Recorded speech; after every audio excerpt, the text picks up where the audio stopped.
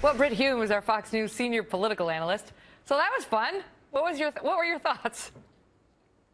Well, Megan, understand that endorsements are not what they once were in the days when a governor of a state who had a big political machine or a powerful senator who had an organization could swing a state in a primary or even in a general election sometimes behind a particular candidate. It doesn't work that way anymore. But were those endorsements rhymes? I mean, when you rhyme, it adds a special pizzazz to it. Well, I would say this about the Palin endorsement of Donald Trump. The person that really affects more than Donald Trump, it seems to me, is Ted Cruz. Right. Because Cruz is running as the consistent conservative, and Sarah Palin has a reputation for being a true blue conservative. And so to the extent that she affects this race, the doubts that have been raised about Donald Trump have been about whether he is a conservative. And that's a part of what Cruz is saying about him. And now comes Sarah Palin, who I think retains the affections and loyalties of a certain number of American conservatives, to vouch for him, vouch for Trump. That hurts Cruz. It hurts Cruz particularly in Iowa. Not enormously. Endorsements don't matter that much anymore, but at the margins, it makes a difference. Mm-hmm. What do you think, and of course that's why she was unleashed today, because Trump has been taking a hit, even now with talk radio over the weekend, Levin and Limbaugh, because he's going after Cruz so hard. And, you know, Levin was out there saying, look, Cruz is a true conservative in Levin's mind, and is finally suggesting Trump is not and telling him to back off. Here's a sampling of that.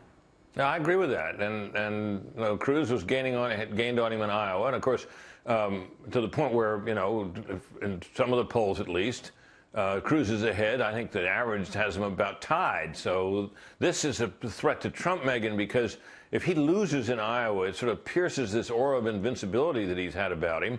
And the idea that he is a winner, and we're all, and how much he's going to win, and we're going to win as Americans when he's president, and all the rest of it.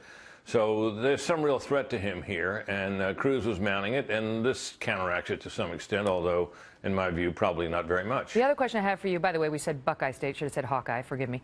The other question I have for you is whether you think Sarah Palin yields the influence she had even back in 2012 when she endorsed Ted Cruz. I know that her endorsement really mattered in his Texas Senate run, and he's acknowledged that even today.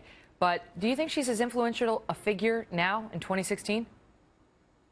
No, I don't, simply because of the passage of time and the fact that she did not continue to hold public office and was to some extent out of the public's view. You know, she was on Fox News and a lot, but that's faded as well. So it doesn't matter. You know, her influence isn't as great as it once was, but it doesn't hurt. And look, what the whole effect of all of this is to blow up the Cruz game plan, which was to slipstream in Trump's wake, suck up to him to some extent, which he certainly did, and hope that he could inherit Trump's support. He obviously believed that Trump would fade away, and he would, having not criticized Trump, and he would be the one best positioned to inherit his support. Well, this whole tong war going out between them out in Iowa has ended that. Mm-hmm. So Cruz is, you know, Cruz is taken some real incoming recently, and I think his game plan for how to win this is wounded. And of course, if he doesn't win Iowa, he's really not strong in New Hampshire. Well, unlike Trump, who's way ahead of the rest of the pack. So.